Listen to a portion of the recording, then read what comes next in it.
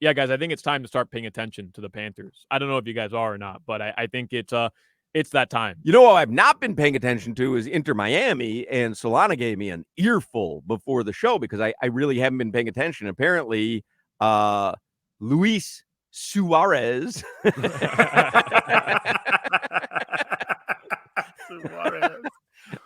is having the Uruguayan, who we said had concrete on his feet, apparently is like owning the MLS right now. And I guess Inter Miami is very good as well. They just blew out their biggest rival in Orlando City. The team everybody credits as, being the team that showed how you can beat and play against Inter Miami. And guess what? Like, are they good, Orlando? Orlando's supposed to be one of the better teams in the Eastern Conference. They have a stacked roster as well.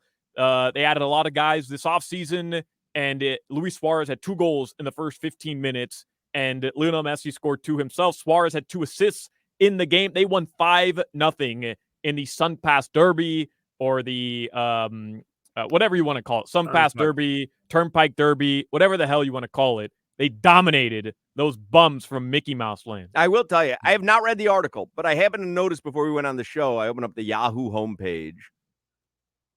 First story, big story, is Trump. Then Eagle star Jason Kelce announces retirement. Yeah. And then the third story, there's a Taylor Swift story after that. Taylor Swift is bringing in a ton of money to Singapore and upsetting its neighbors. I don't know what that means. But the third story is Lionel Messi's mastery in MLS sparks debate on league's quality. I haven't read the article, but so I'm guessing that people are going, boy, that league just stinks. If he's able to look as good as he looks, game in, game out, that league must just stink. Yes, there's some of that. There's some of that, but I will say now that Suarez, because here's what happened. Taylor Twellman on ESPN on Apple TV ran with this narrative because he didn't look good in that game against LA last Sunday. I told you guys, I was very upset with those comments where he was basically saying Leo Campana should be the starter for Inter Miami. He can provide more for them. Suarez is a shell of himself. Dude can't run. He's on one leg, blah, blah, blah, blah. I mean, it's 2 games into the season, right? Like, what are we doing there where we're just writing? Settle down, Twellman. He does have a very, very intense knee injury, and it has limited him, and he takes injections. Like, dude's on the final end of his career. He dominated the Brazilian league last year, led in goals and assists. The Brazilian league is the best league in the Americas. It is the best league in the Americas by far, and he dominated it last year. So the idea that he's coming here and can have those types of performances shouldn't be an indictment on the MLS. So I really don't like that, Hawk, because I think the MLS as a whole is growing in quality, and there's better teams, there's more money coming in. But yes, those conversations will persist anytime some of these superstars come to the United States on the last leg of their careers and continue to have success like Messi and Suarez are. But Solana, like, to that point now, I don't know if I understand the question right, but like Campana, Suarez, Messi, is that didn't give you a pass because you spoke a lot last night. But to that point, he never phlegmed up during the show. He didn't. Here, he phlegms up constantly. Maybe, a little more Jack Daniels. Yeah. A little more Jack Daniels. More Jack, less cheese. Man, did you see where that bottle was last night? Yes, sir. But to that point, Suarez and Messi and Campana, and like, is that Patrick Mahomes and Travis Kelce going to the UFL? Like, to that, like, I don't think if they can dominate, like you said, Orlando's a great team. They can beat them 5-0. They whoop their ass. Like, the Celtics beat the Warriors by 52 points.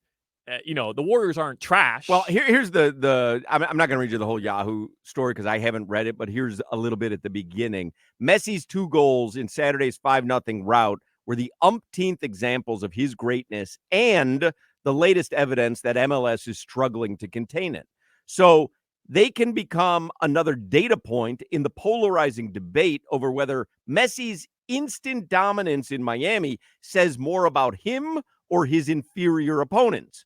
One side argues that Messi does this everywhere, at the World Cup, in Spain's La Liga, and beyond. The other side argues that he's exposing MLS as a second-rate league whose off-field growth has camouflaged on-field quality that still lags.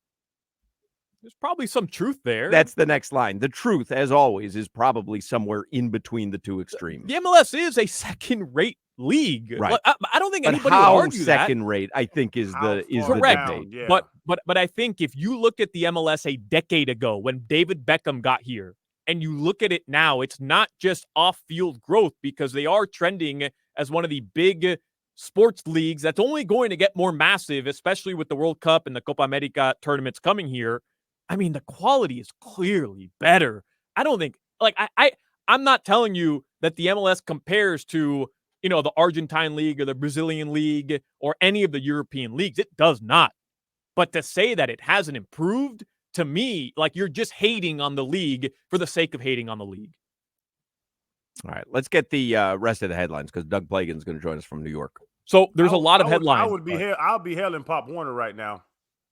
Yeah, but I don't think that's a fair comparison. But it's what people are trying to say. Understood. Oh, Suarez does it on one leg. Bro, the guy dominated last year. Right. Like, it's just a dumb argument to me.